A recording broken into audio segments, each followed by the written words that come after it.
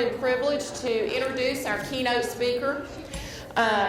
Guy Gilchrist is a renowned writer and illustrator of children's books with 42 titles to his name, of which the acclaimed Night Lights and Pillow Fights also appear in comics and game versions.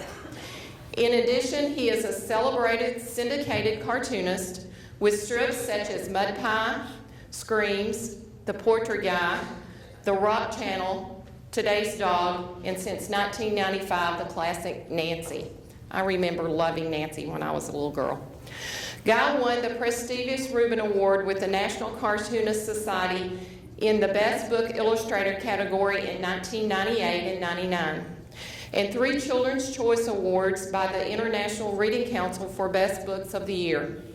His work has appeared in newspapers and magazines across the globe and is permanently preserved in the Smithsonian Institute in Washington, D.C. Other works include Teenage Mutant Ninjas, along with Tom and Jerry, Looney Tunes, and the Pink Panther. In 1981, his longtime friend, Jim Henson, brought Jim on board to create the daily comic strip for The Muppets, which has printed worldwide over 660 magazines from 1981 to 1986. Please welcome our keynote speaker, Guy Gilchrist.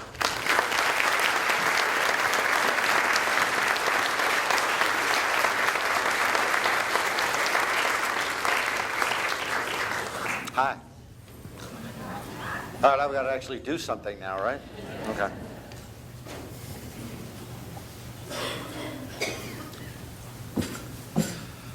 Okay, let's see. All right, I'm supposed to try to draw something. All right, let me see how my head is this morning. We kicked off CMA week, had a couple of beers. Let's just see how my brain is working this morning. Okay, this is not good. I may need medical attention. Yeah, I definitely need medical attention. This is really not, this is embarrassing. I'm really, really sorry. I am really sorry. This is, oh gosh. You know what's kind of cool though? No matter how upside down your day is, that light and laughter of the comics makes everything right. You know? It's kind of the... So I was trying to figure out what y'all do. And it's a lot. It's like longer than that introduction that Sherry just gave me. But I think Dr. Nancy has figured this out.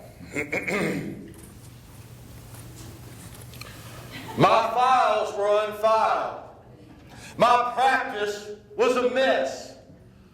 Up was down and down was up, and I was sideways, I guess.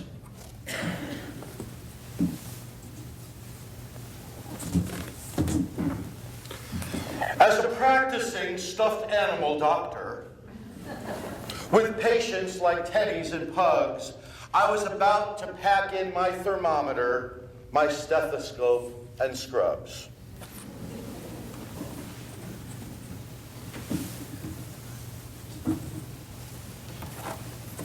Until I called up Allmeds, and they took my troubles away. They were the answer to all of my problems. Allmeds saved the day.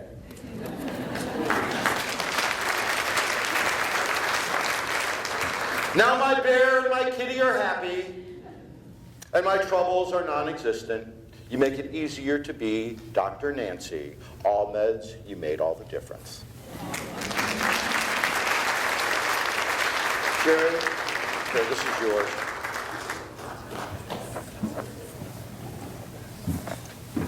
Good morning. You guys are all going to draw with me. Yeah, you are. See all that stuff in the middle of the page?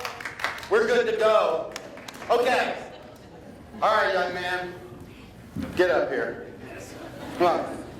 I'm going to see if my brain is now right side up. I'm going to see how your head is too. All right, here. You grab this.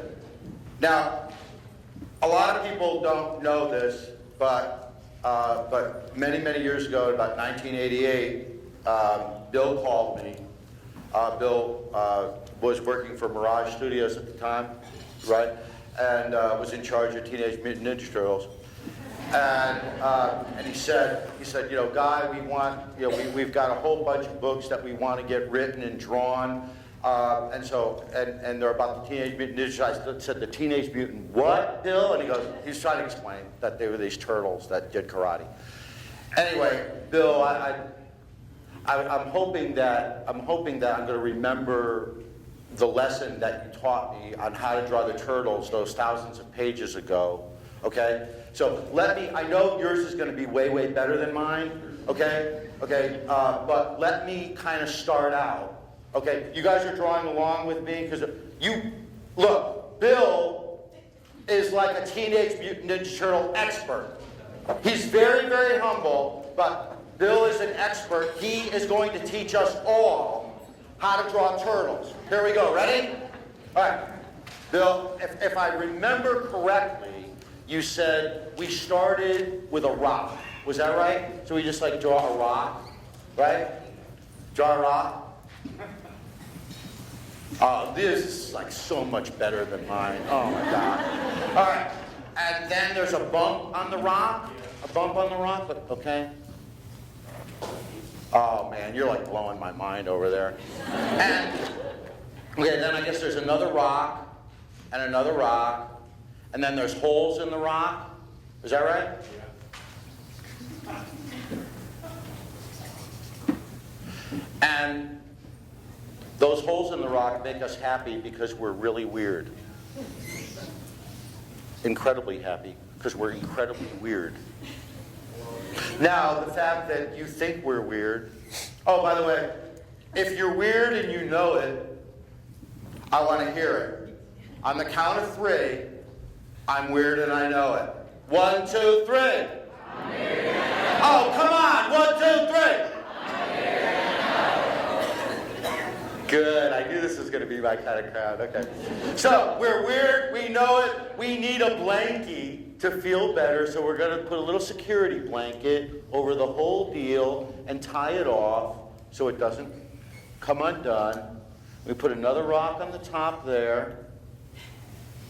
Oh man, you're blowing my mind. That here, I shouldn't even be on the stage. I'm telling you right now. Now we do the strong muscular neck, right? Yeah.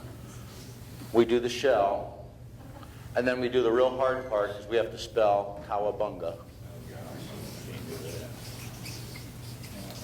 Cowabunga, dudes and dudettes. Oh, Bill. Bill, you got to autograph that for me. Bill will be signing merch at the merch table after my program. You got turtles there. You got Kermit. Man, great. Thank you, man.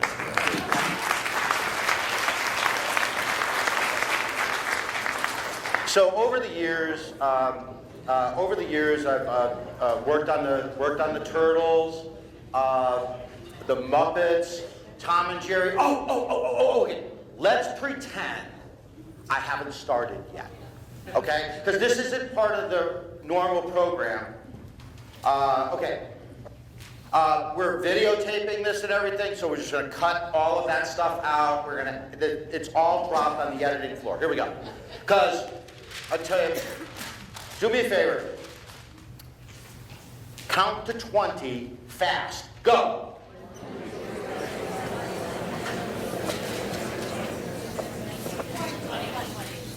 Wow, that was really fast.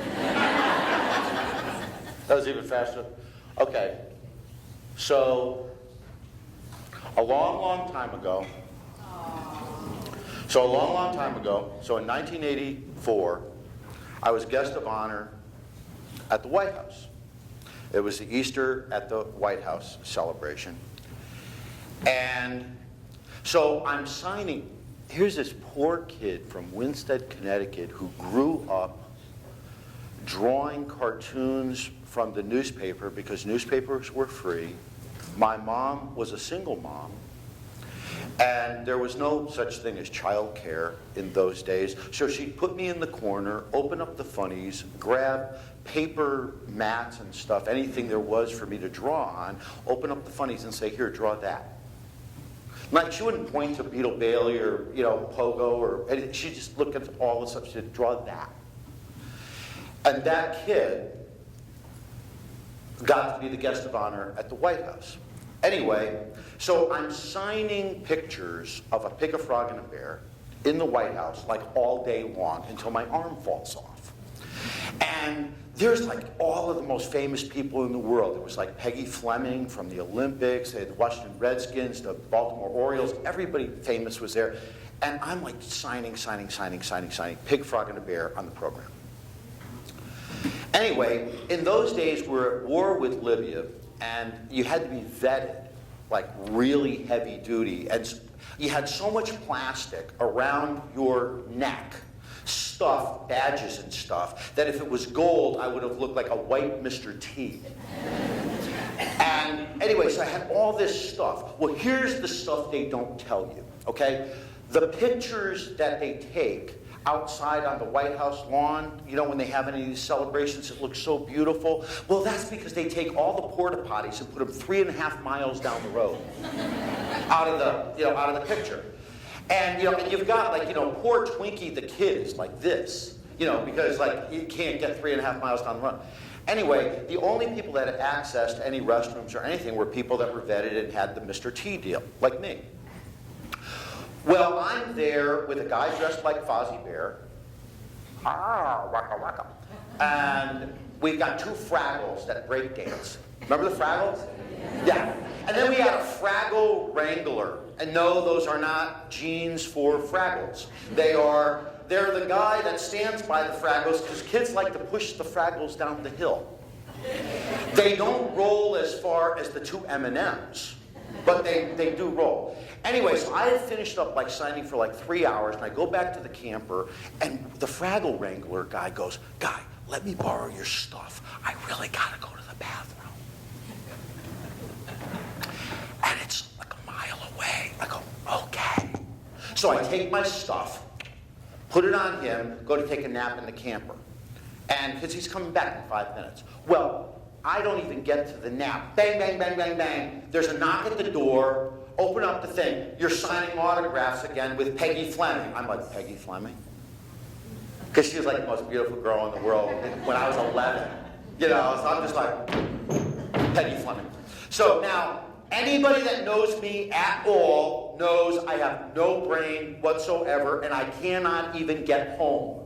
So I get into the White House, and all I had to do was go find where I was signing autographs where Peggy Fleming is. Well, I'm lost. And I'm walking through the corridors of the White House, and I know I'm a dead man because there's no one around at all. All of a sudden, I get one of these. I'm in a chair in a little room, and there's the guy with that 1957 Buick. This is 1984, so they had those giant walkie-talkies with a little pad on them, And he's like, and they're like, "Let's see your ID, let's see." I'm like, "God, I got nothing. Now a second guy comes in, and now it's bad cop, bad cop. Look at me. I'm a dead man. I don't know what came over me. I reached up, I grabbed that walkie-talkie, I went,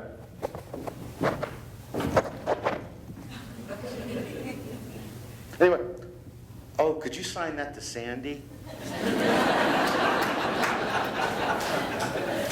I'll show you how to draw a permit. Here, watch. Draw a permit. Ready? Here, we'll draw a permit. Here we go. When Jim Henson was an incredible light in my life, and he probably was in yours too. And that's how we start. We just do a light bulb. It's real easy. Just draw a light bulb. And on the top of the light bulb, put a rock and another rock. Now, since you're weird and you know it, let me hear it. I'm weird and I know it. That you're weird and you know it. You love horrible barbecues where everything is burned. We have a burned couple of hot dogs, along with a couple of burned, this is Bill's barbecue, a couple of burned cheeseburgers here. Because we're weird, this makes us very, very happy.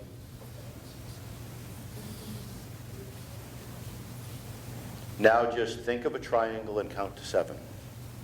1, 2, 3, 4, 5, 6, 7. Got it? Hold them up. Let me see how you did. Let me see. Let me see. That's awesome. Let me see. All right, that's rather Chinese. It's looking pretty good. Oh. Here, watch this. Here, magic trick. Ready? Okay. Magic trick. Flip it over. Just do an upside down light. Got the upside down light? Got it? Now do this. Rock.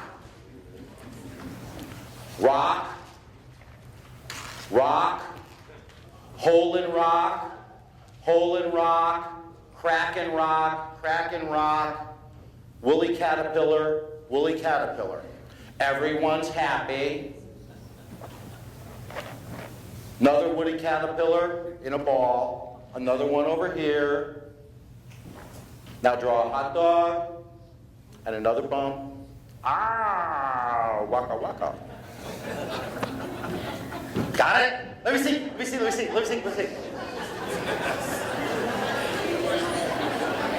Those are awesome. Let me see. All right, let me hear your best Frank Oz. Ready? Waka waka. Let me hear you. Don't you feel better?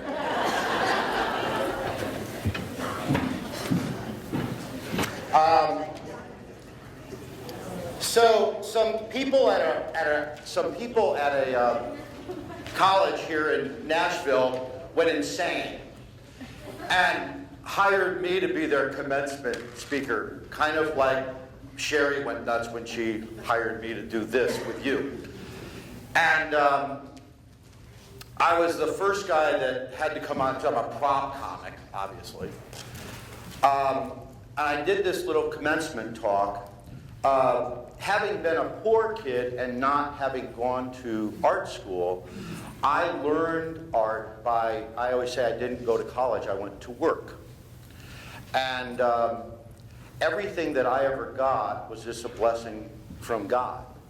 It's the only way that you can spell it out. Because the right people came into my life at the right times. So when I was asked to do the commencement at this college, I was kind of blown away because I didn't go to college. And now I was going to be talking to kids that were about to go out into the workplace and were scared to death.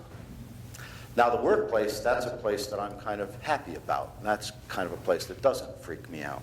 I did this as a commencement speech, and I'm bringing it to you because I think that really and truly, if we're alive, if we wake up this morning, we are so gifted with the opportunity to be a student today, to learn something today, to try a new gift out today, to use an existing gift that we have in a new way today, to make somebody's world a little bit brighter.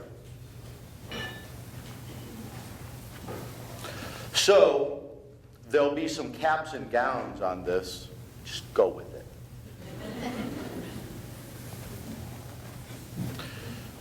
It is said by all sages that the key to success is to give it your good, then your better and best. It is written in books. It is taught by your teachers. It is meant to make something of you sad classroom creatures. So many books on success piled straight to the moon. You'd best watch the sky, lest they tip over soon and come crashing down on your noggins and brains, and you'll spend half your summer restacking again.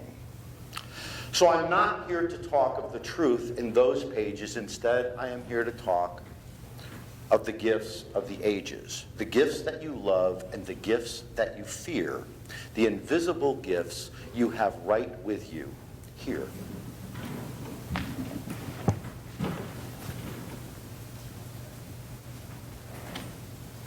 Oh, you kings and you queens with your grins and your crowns. Oh, you rocking stars of the here and the now. This is like my favorite. It's Sluggo and Slash. Yeah.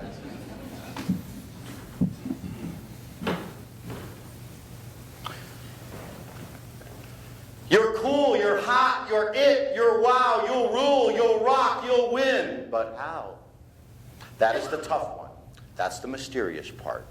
That is the question mark etched on your heart.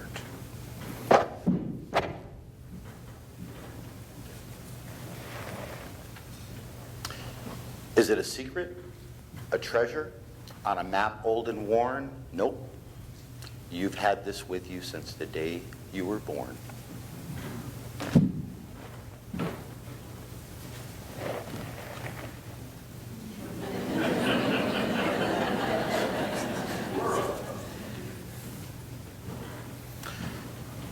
Only you know what it is. You know, when you first found that gift that God left you on the day that you were born, you were the only one that saw it, and everyone thought you were a mental case. God left you so many gifts on the day that you were born, but we don't know how many there are, and we don't know what they are at all. Because until that desire happens in your heart, where you want to be loved or you want to be noticed or something, and you find out that you're a little bit good at something, and then you go for it, that's when that little sparkly thing happens. It's like, and at that moment, when that little sparkly thing happens, you're so excited. But you're the only one that can see it. There's not a girl in here that hasn't had the brush on her bed pretending she's on MTV, back when they actually had music on MTV. And there's not one single guy that hasn't like done the Johnny Unitas thing in the front of their mirror, you know? And so whatever that gift is that you had, at some point you found out that you were either really, really getting pretty good at it and you continued it, or you quit. You quit because somebody was better than you. But that one gift, whatever it is that you have, and you have lots of them, all of you do, that one gift that only you could see, if you take it out, you play with it, you get better and better and better. All that stuff that they're showing on the screen over there, all those characters, I didn't know I could do that when I was a little kid. All I wanted to do was make friends and scare the teachers. So I would draw, you know, like the weirdest pictures of the teachers get thrown into, you know, the principal's office. You know you've been in the principal's office a whole bunch when the cushion on the seat in his office fits your behind exactly.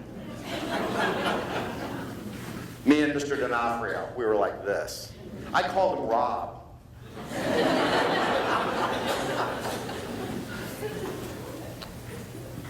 That gift that you have, the more you use it, the better it gets, the bigger it gets, and eventually everyone can see it if you don't quit. Here's the cool thing.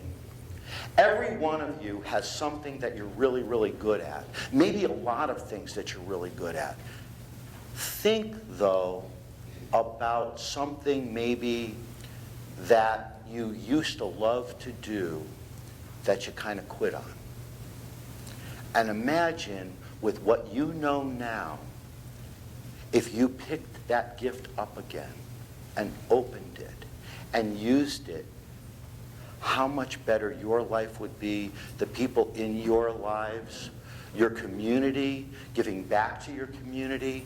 Think about it. You don't have to do it professionally. You don't have to be cartoon boy to make people smile. You have the opportunity through everything that you do to really make a difference. And the more that we work with things, the harder we try, the easier it gets, and then the whole world can see it, finally. And it's so big, you can't even handle it anymore. And so you give it back to the world, and you give it back to God, because He's the one that gave it to you in the first place. Most people quit when they still stink at something. So think about the gifts that you are giving and how you're giving back to your community, to your friends and your family. And think of maybe a new creative way that you might be able to use something that you threw away a little while ago, because God doesn't make mistakes. He put that into your heart for a reason. I get to be a part of your lives. You knew me before you even knew me, and by the way, I love your new pajamas. I've been in your lives because I've done all of these characters through pretty much all of your lives. It's been a great, great joy to be a light in your life. Ooh, let's do another one. Ready? Because you're so good at it now. Okay, speaking of gifts, here we go. Okay, we'll do a Christmas one. Here, okay, it's Christmas. Here we go. It's Christmas. You're going to, okay, just don't even think. Just do what I do. Okay, oval, go. Oval, go. One oval down, one oval up. Go, go, go, go, go. Now think of a Christmas tree, okay, and draw an upside-down Christmas tree. Now think of Charlie Brown's Christmas tree, how broken and horrible it is with the big piece taken out. Take a big piece out. Take that piece and throw it over here. Now draw an oval and put a couple of holes in it. Now flip it over.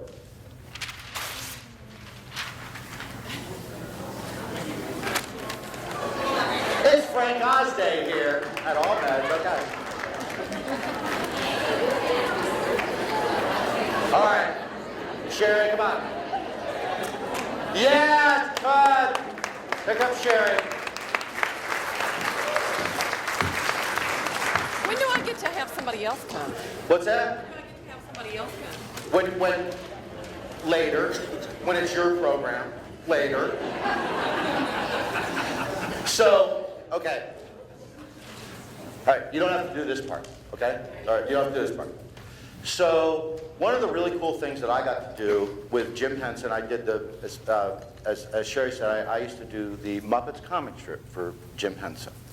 And I did a lot of the merchandising and the licensing and stuff like that. And one of the really cool things that happened was the third Muppet movie, before it came out, they were starting to make puppets of the babies.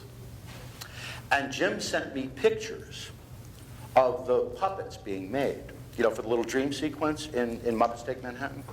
And he said, what would all of the Muppets look like as babies? And I had to really think, because I only saw like Baby Rolf, okay, and stuff like that. So I had to really kind of think. I'm going to show you how I went from a Muppet to a baby Muppet, and you're going to draw a baby Muppet with me, okay? And you guys are going to, this is the easiest Muppet in the world. Ready? Easiest one. You're going to do this, and then you're going to do a second one. Here we go. Okay. Easiest Muppet. Beaker. Easiest Muppet. Watch. Oval. Go, Sherry. Okay, now, hot dog. Oval. Oval. Oval. Now, go like this. Okay, draw it. Now, line, line. Now, do this. Draw it.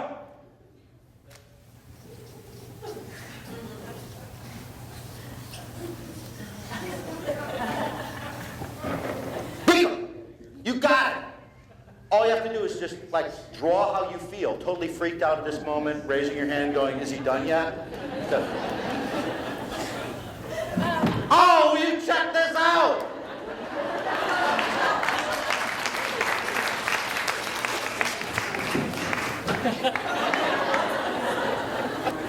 Okay. All right. Go home. I get to go Go. home.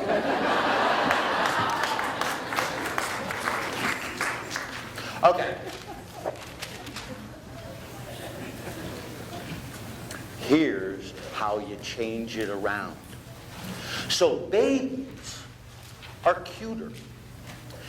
They have the big eyes. So when I did Baby Beaker, I gave them the same big eyes, but babies have little tiny noses. So I made the little tiny nose. Draw along with me. Now you'll be able to draw two Muppets. Same time, watch. Then we do. So now he's got the big eyes. There's a tiny little nose. And when he goes like this, he's a baby, so it goes somewhere like this.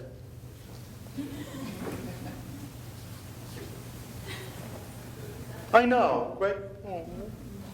Oh. Oh. And they have softer hair, so you can't just like do that. But you still have to make them look freaked out. So we go bink, bink, bink, and then zonk. And oh.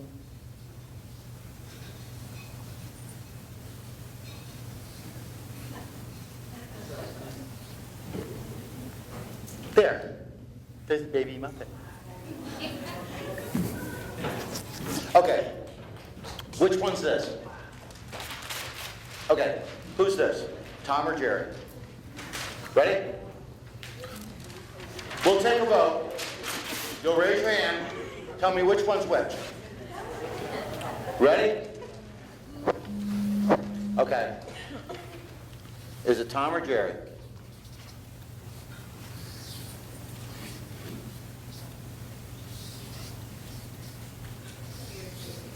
Who is it? Tom? Who is it? Okay, well, if that's Jerry, who's this?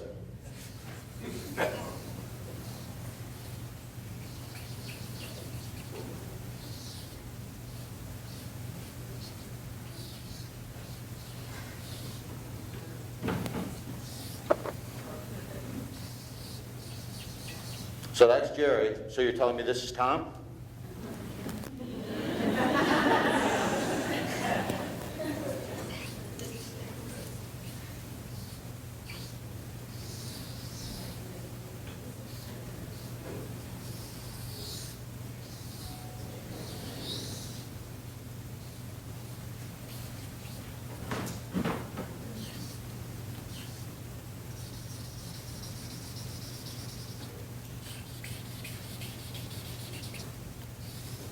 It's the same guy.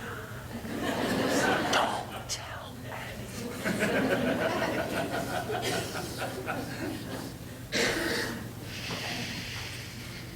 Make big money being a cartoonist. Send for my free book today. Yeah, when quite a few years ago, I got a phone call from Ted Turner. That's a weird phone call to pick up. Ah!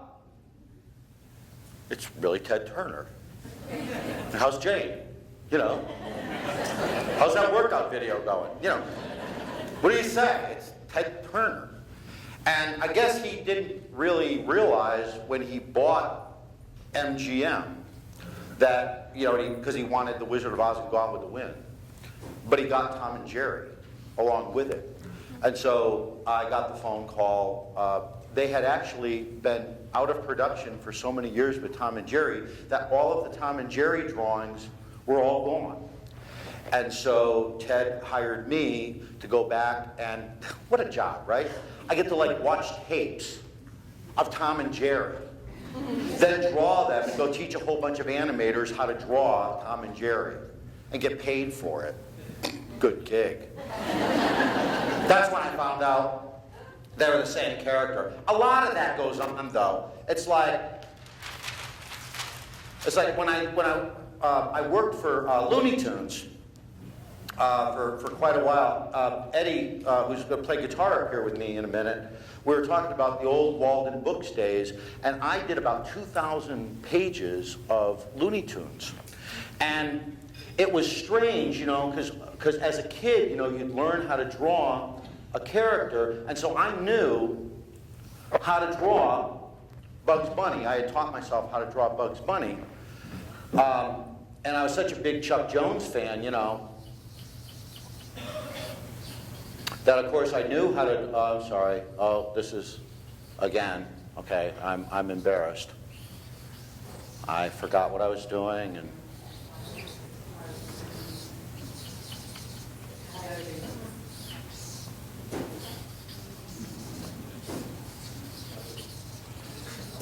it's the same guy.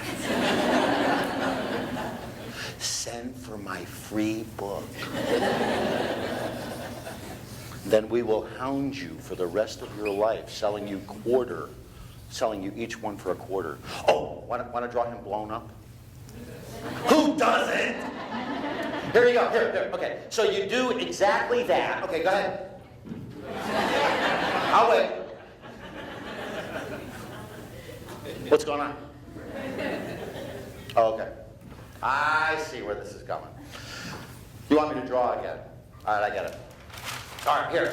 Wile E. Coyote blown up. Here, it's super easy. Watch. Just, you got pens, right? Okay? You got pens because you're going to use all the ink. Here you go. Watch. So you do the oval. Do the oval. Okay? Then draw this. Then okay, draw a hot dog here. Hot dog here. Then draw a hot dog coming at you. Kind of looks like this. And then put an olive at the end. Now just split this completely in half and put one eye there and one eye there. By the way, you're almost done. You're almost done. Watch. So now, draw some teeth. You get where this is going, right?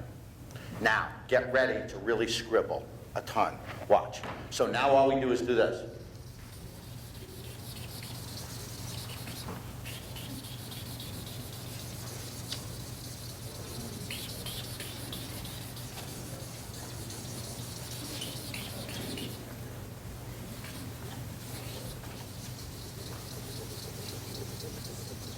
Oh, by the way, while you're doing this, you might every once in a while want to break a couple of teeth. Freak the eyes out a little bit.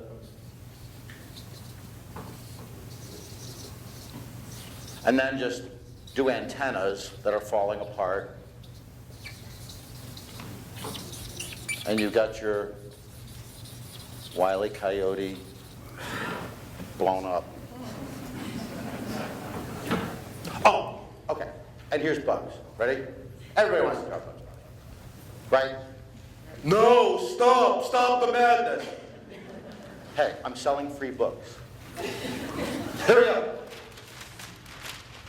So do the oval. Got the oval? Okay, split it down the middle. Draw the hot dog. And here we go. And now the fun begins. Triangle. Little W, line, smile, big bucket,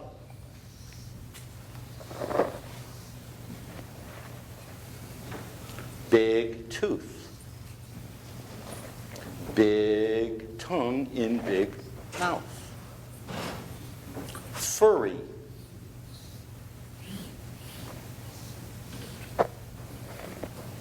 good, now you have a really good half of Bugs done. And then all we do is this. We just go boink, boink.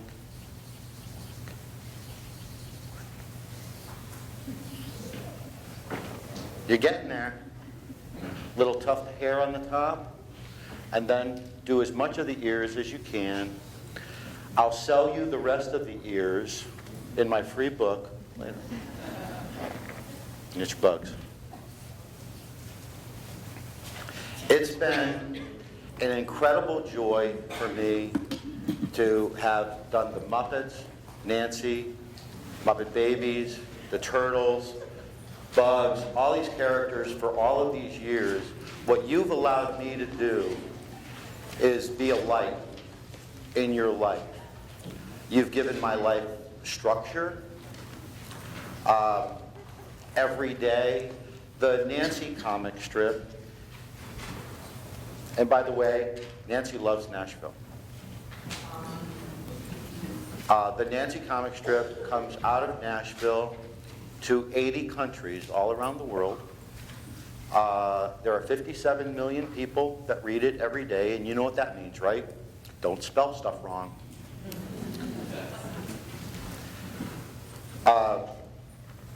Oh, by the way, this is what a Muppet strip looks like. We still don't do stuff on the computer. I do them all by hand. So I get to make about 1,000 mistakes a day.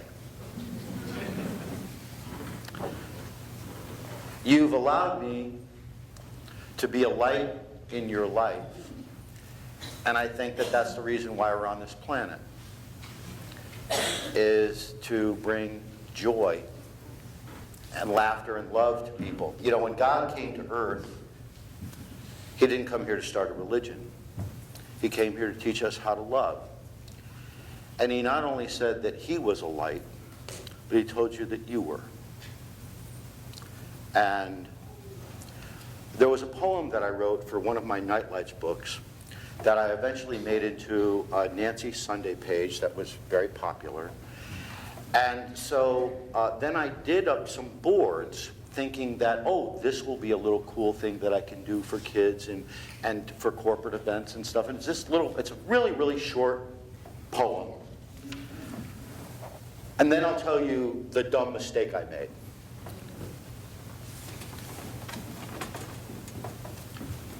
Let me be a light, a flame burning bright. Let me be a comfort to you.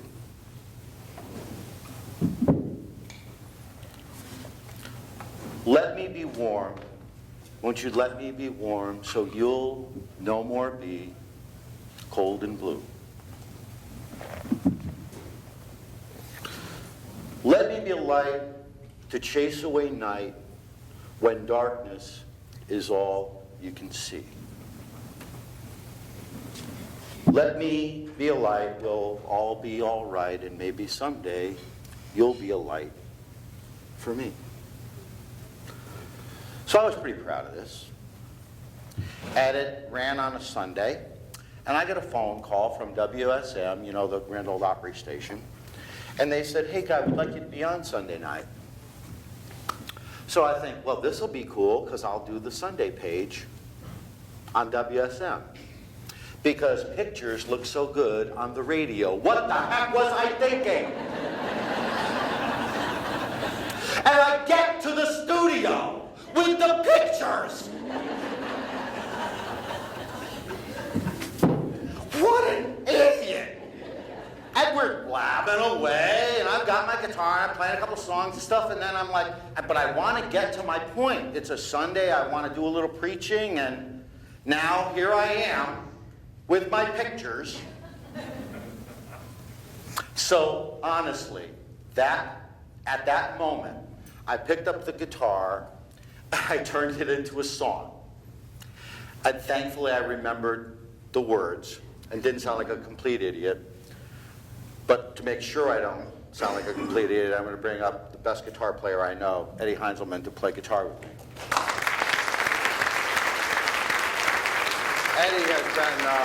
Eddie's been touring with Radney Foster like all around the world, and we're really, really blessed that he's able to come out and hang with Cartoon Boy today. So at that minute, so I'm on the air, on WSM, right? I'm on the air. And so this is what I made up.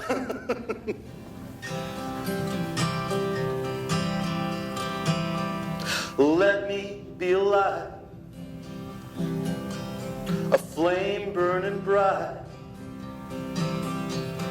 Let me be a comfort to you.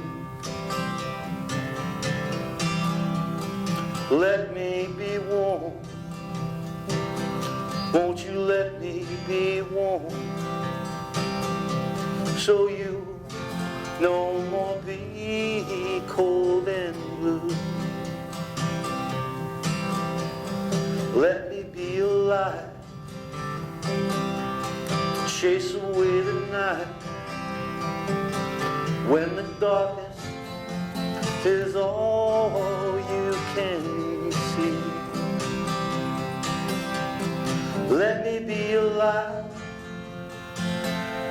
we'll all be alright.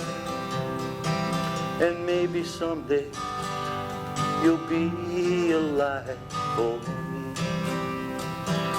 You know, as I was saying, when God came to earth, He told you that you were alive, that I was alive. And what's been really, really cool over the years is you've allowed me to be a light in your life. I want you to think about something. Think about a time that you needed a light and someone was there for you. In your darkness, someone was there for you. Think about that time when somebody else's darkness was around you and then you were a light for that person. I think that's why we're on this planet. And probably the only reason we're on this planet. You know, what you guys do in the medical profession is help people, sometimes in really, in their toughest, most vulnerable time. So you have been a light to many, many people. That's what we got to do, is we just got to keep shining on. We got to shine on. Let me be alive, to chase away the night, when the darkness is all you can see. Let me be alive, we'll all be alright. And maybe someday you can be alive for me. And maybe someday you can be alive for me. You always make me sound so good. Every night, everybody.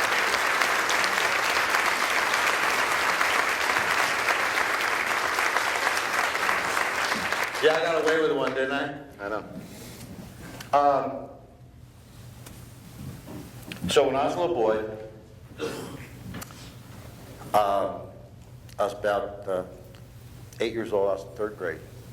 I was a terrible student. Like I told you, my butt impression was on the cushion of the principal's office. I was a terrible student. I thought I was stupid. And because my report card basically said all he does is doodle and daydream, he'll never make anything out of himself.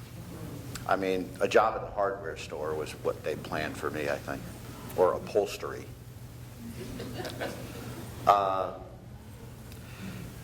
We were very poor, so we had comic books and little 19-cent golden books because we couldn't afford to go to the movies. So my mom would get the little golden book, usually at a tag sale or something, for 5 cents. And so instead of going to see Pinocchio in the movies, she would open up the pages of those little books and we would draw it together and we would draw the movie. It's how I learned to draw. I think all of the things that I didn't have were the greatest blessing. So when I found out that we were going to a festival of children's literature, hoity-toity, whoop-de-doo, at this college in Hartford, which is, I'm originally from Connecticut, I'm a hillbilly from Connecticut. I thought, oh, this is awesome. Number one, field trip. No school. Score.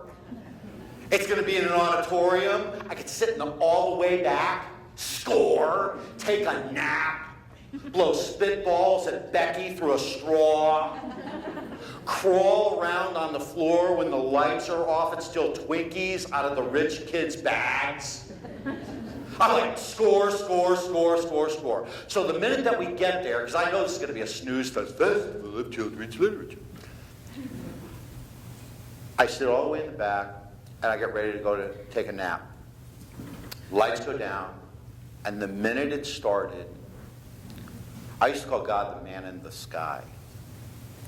I asked the man in the sky to magically somehow lift me up and put me right to the front of the stage, because this was the most amazing thing I'd ever seen. It was a festival of children's literature. They were the authors of books, the artists of books. The artists came out and did what I did for you today. They had boards, they had stuff on a screen, they drew. Whatever they did, they were the greatest artists I'd ever seen. I knew none of them. I didn't have any books. I had 2 books, Yertle the Turtle and Horton Hears a Who. That's what I had. 2 books, Dr. Seuss, right? The Beatles, the Chuck Berry of books, right? Every song. Every book was a song, right? It was a blues song. We all got it. You play Chuck Berry to it, you can do any Dr. Seuss book as Chuck Berry. It's really easy. Trust me, that's the only way I knew how to write songs. And that's all I had. But the authors came out and they told stories, and some of them were funny, and some of them were scary, and some of them were chapter books, and some of them were poems. It didn't matter. They were the greatest stories I ever heard. And sitting all the way back there, I said, I could do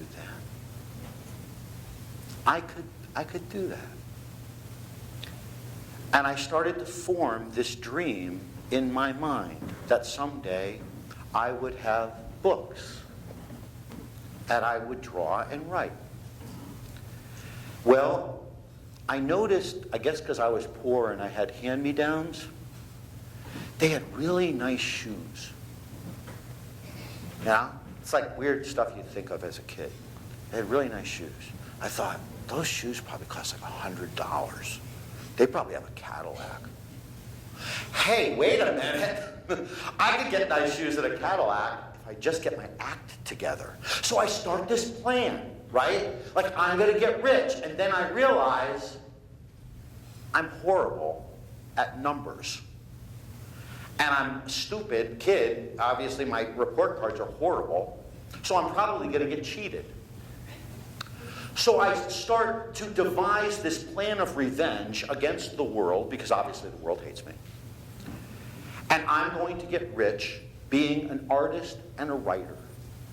Now, if there was only a place that I could learn how to take care of money, some place that had like numbers in it, that I could have somehow afford to go to this class. Wait a second.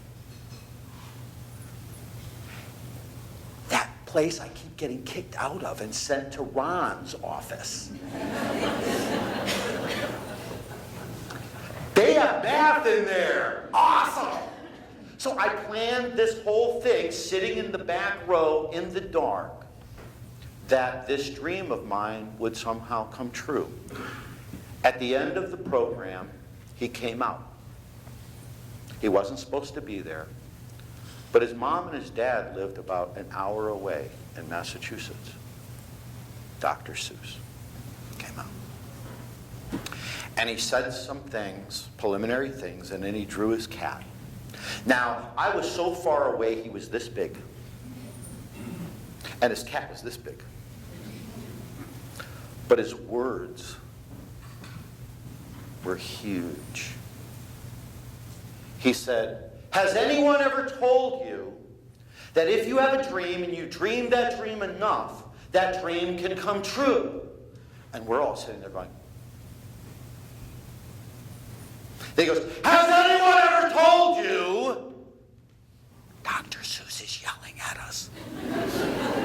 That if you have a dream and you dream the dream enough, the dream will come true. Now we're all like this. He goes, baloney!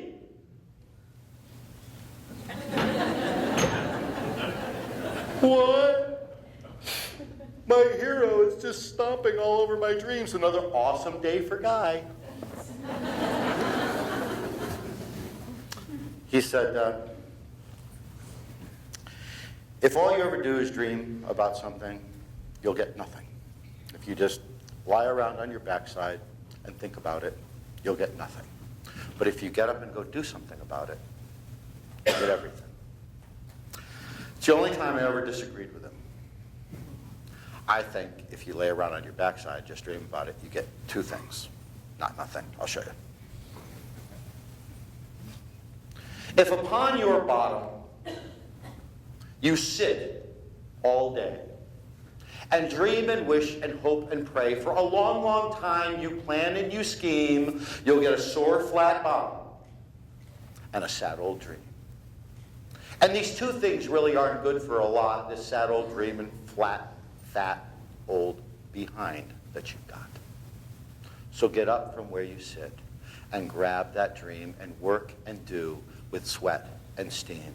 And follow your heart and do what you feel, because I swear to God, right here and right here, you have every power to make every dream real. What is it that you want? Get up and get to it. The world is your pearl. If you dream it, then do it. That's me. I'm done. God bless you. You were wonderful. Thank you.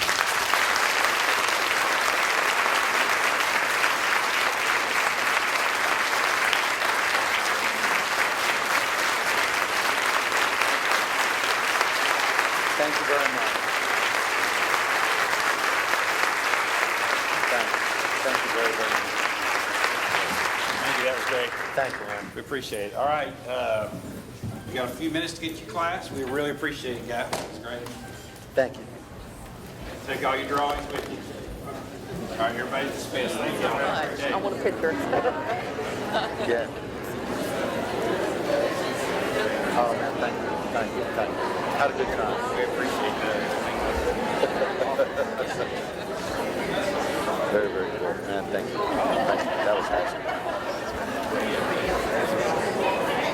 Great job. Oh, thank you. Thank you so much. Let me see. What'd you do? Oh, we got that. You got the turtle. My kids are going to be so impressed by my drawings. There you go. Yeah. God bless you. You touch me today. Oh, thank you. That's my drawing. Yeah.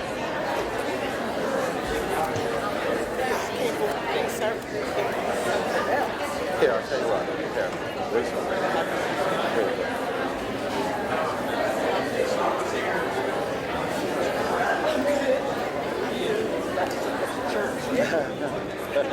Church.